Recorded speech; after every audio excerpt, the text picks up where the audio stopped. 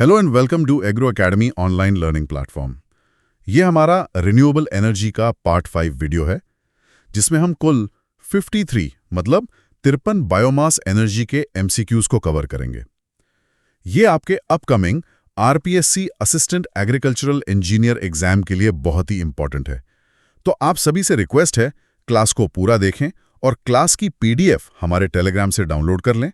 अगर आप इस एग्जाम को लेकर सीरियस हैं और कंपटीशन से आगे रहना चाहते हैं तो एग्रो एकेडमी का फाउंडेशन बैच जरूर ज्वाइन करें। वहां आपको क्रेडिबल फैकल्टी और क्वालिटी स्टडी मटेरियल प्रोवाइड किए जाते हैं। आज ही ज्वाइन करें, लिंक वीडियो डिस्क्रिप्शन में दिया गया है। अब क्लास में आगे बढ़ते हैं। हाँ, तो आज का हमारा टॉपिक है बायोमास एनर्जी। हम एक एक करके सभी 53 सवालों को देखेंगे। आप भी साथ साथ जवाब देने की कोशिश कर सकते हैं और अपना स्कोर जरूर नोट करें। तो चलिए शुरू करते हैं। ठीक है, तो प्रश्न संख्या 1, the biomass is produced by process, यानी बायोमास किस प्रक्रिया द्वारा उत्पन्न होता है? ये तो सबसे बेसिक सवाल है और इसका सही जवाब है ए, फोटोसिंथेसिस। याद रखें, बायोमास असल में सौर ऊर्जा है जिसे पौधे फोटोसिंथेसिस के जरिए रासायनिक ऊर्जा में बदल देते हैं। बिल्कुल। चलिए, प्रश्न संख्या 2, is a gas produced as a result of anaerobic fermentation of biomass? Biomass के एनारोबिक फर्मेंटेशन से कौन सी गैस बनती है? इसका सही उत्तर है डी, गोबर गैस। इसे बायोगैस भी कहते हैं और इसमें मेनली मीथेन और कार्बन डाइऑक्साइड होती है। अच्छा, अब प्रश्न संख्या 3, is defined as the amount of raw material fed to the digester per day per unit volume. Digester में हर दिन पर यूनिट वॉल्यूम में जो कच्चा माल डाला जाता है उसे क्या कहते हैं? उसे कहते हैं बी, लोड रेट। ये मतलब डाइजेस्टर की एफिशिएंसी के लिए एक बहुत ही जरूरी पैरामीटर है, लोड रेट। ठीक है, अगला सवाल, प्रश्न संख्या 4, the period of retention of material inside the digester for biogas generation is called. हाँ, बायोगैस बनाने के लिए जो मटेरियल डाइजेस्टर के अंदर रहता है उस समय को क्या कहते हैं? ये भी जरूरी सवाल लगता है। बहुत जरूरी है। इसका जवाब है सी, रिटेंशन टाइम। ये वो समय है जितने टाइम तक स्लरी डाइजेस्टर में रहती है। ओके। प्रश्न संख्या 5, example for floating type biogas plant is. Floating type biogas plant का उदाहरण क्या है? इसका सही जवाब है ए, केवीआईसी प्लांट। इसमें क्या होता है कि गैस होल्डर ऊपर नीचे मूव करता है और बाकी के जनता और दीनबंधु? हाँ, वो दोनों फिक्स्ड डोम टाइप के उदाहरण हैं। प्रश्न संख्या 6, optimum temperature for biogas production is. Biogas उत्पादन के लिए सबसे सही तापमान कितना है? यह है बी, 35-40 डिग्री सेल्सियस। इसे मेसोफिलिक रेंज कहते हैं। इसी रेंज में बैक्टीरिया सबसे ज्यादा एक्टिव होते हैं। 35 से 40 डिग्री। ठीक है, अगला प्रश्न संख्या 7, रिकैल्सिट्रेंट इज। ये रिकैल्सिट्रेंट क्या होता है? रिकैल्सिट्रेंट का मतलब होता है सी, नॉन बायोडिग्रेडेबल, मतलब वो पदार्थ जो बैक्टीरिया द्वारा आसानी से तोड़े नहीं जा सकते, जैसे लिग्निन। अच्छा। अब एक न्यूमेरिकल वैल्यू वाला सवाल, प्रश्न संख्या 8, 1 kg of horse manure will produce metre cube of biogas. 1 kilo घोड़े के गोबर से कितनी बायोगैस बनेगी?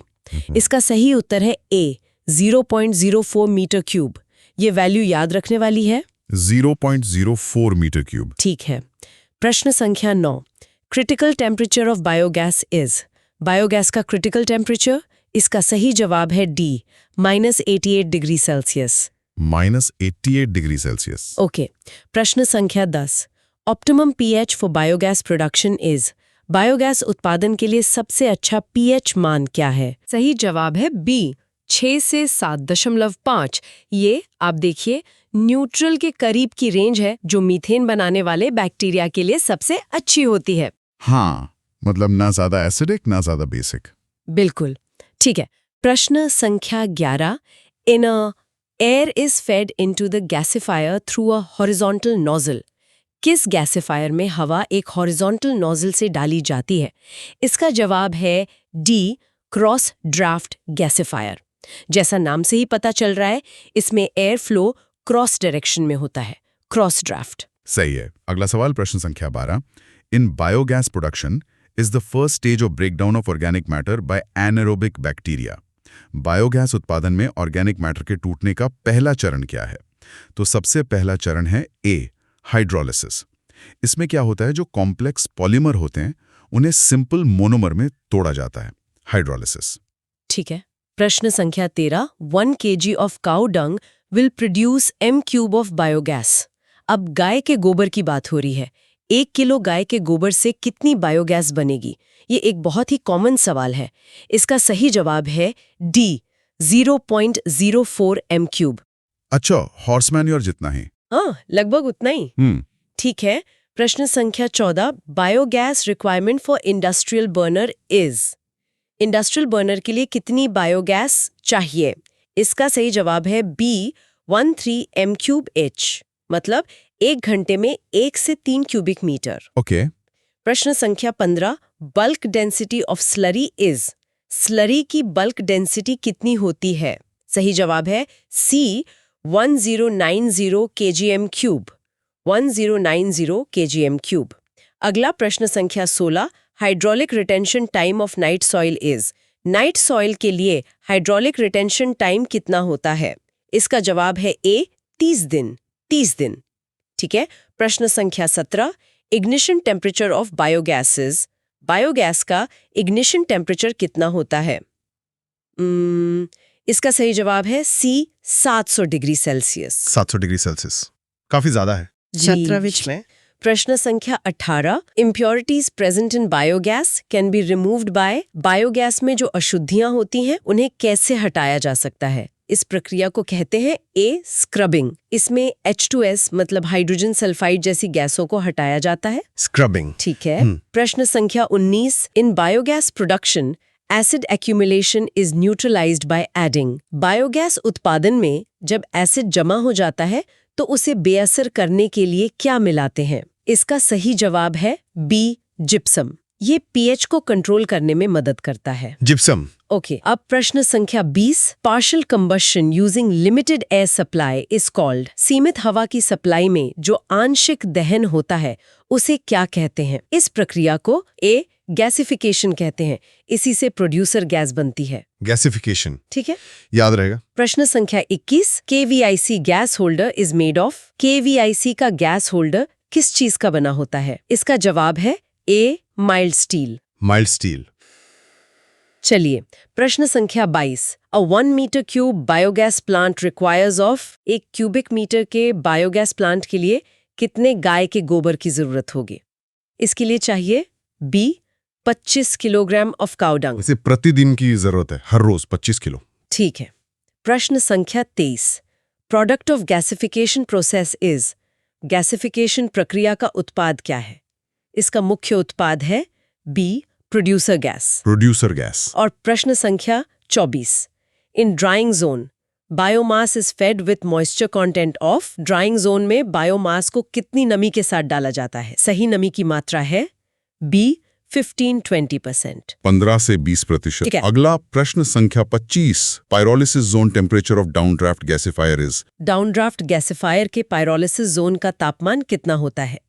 यह तापमान बी, 200 से 700 डिग्री सेल्सियस की रेंज में होता है। 200 से 600 डिग्री सेल्सियस। ठीक है। प्रश्न संख्या 26, capacity of very large size gasifier is. बहुत बड़े आकार के गैसिफायर की क्षमता कितनी होती है? इसकी क्षमता सी, 300 किलोवाट होती है। 300 किलोवाट से ज्यादा। ओके। प्रश्न संख्या 27, average efficiency of wood gasifier is.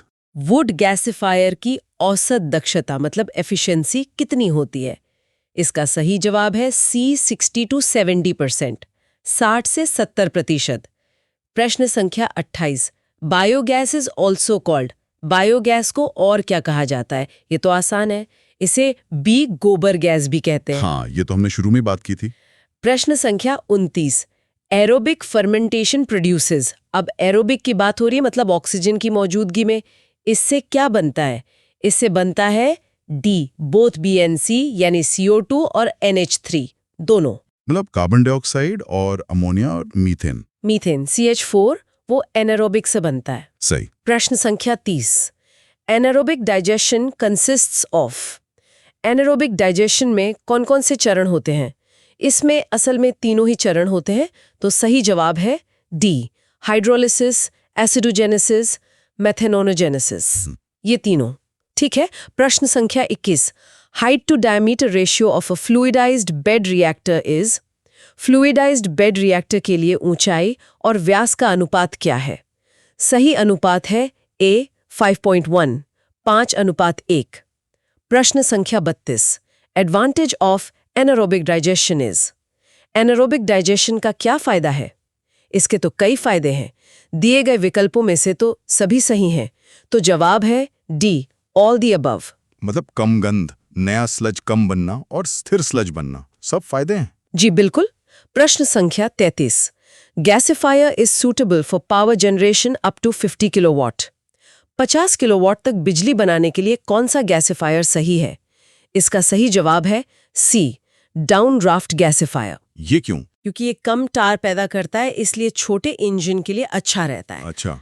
प्रश्न संख्या 34, organic waste charged only once into the digester is called. Digester में सिर्फ एक बार चार्ज किए गए जैविक कचरे को क्या कहते हैं? इसे हम बी, बैच टाइप कहते हैं। Batch type. ठीक है। प्रश्न संख्या 35, 1 kg of biomass will produce producer gas. 1 kilo biomass से कितनी प्रोड्यूसर गैस बनेगी? लगभग C 2.5 metre cube. 2.5 cubic metre. Okay. प्रश्न संख्या 36, height to diameter ratio of gasifier is. Gasifier के लिए ऊंचाई से व्यास का अनुपात यह अनुपात है B 3.1। 3:1। पहले फ्लूइडाइज बेड का पूछा था, वो 5:1 था। Gasifier is suitable for wood and agricultural waste fuels. लकड़ी और कृषि अपशिष्ट ईंधन के लिए कौन सा गैसिफायर उपयुक्त है? इसके लिए डी, डाउनड्राफ्ट गैसिफायर सबसे अच्छा माना जाता है।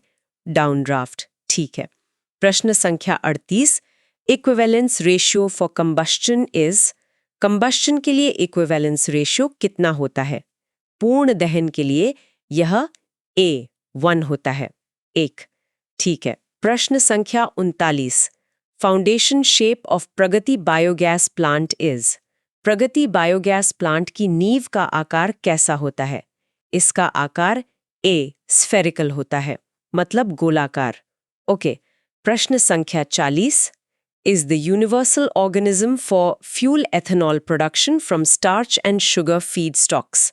स्टार्च और चीनी से ईंधन इथेनॉल बनाने के लिए सार्वभौमिक जीव कौन सा है? यह है सी, सैक्रोमाइसिस सर्विसे, जिसे हम आमतौर पर यीस्ट कहते हैं। यीस्ट, ठीक है। अगला प्रश्न संख्या 41, optimum CN ratio for biogas production is. Biogas उत्पादन के लिए इष्टतम कार्बन नाइट्रोजन अनुपात क्या है? ये बहुत ही महत्वपूर्ण प्रश्न है। सही अनुपात है 30.1, 30:1। प्रश्न संख्या 42, charcoal is produced by process. Charcoal किस प्रक्रिया से बनता है? ये डी, पाइरोलिसिस प्रक्रिया से बनता है, जो ऑक्सीजन की गैर मौजूदगी में गर्म करना होता है। पाइरोलिसिस, ठीक है। प्रश्न संख्या 43, biogas plant is suitable for cooler regions. ठंडे क्षेत्रों के लिए कौन सा बायोगैस प्लांट सही है? इसका सही जवाब है A, KVIC। ऊंची मतलब फ्लोटिंग डोम वाला। जी। प्रश्न संख्या 44, जनता biogas plant was developed in. Janata biogas plant कहाँ विकसित किया गया था?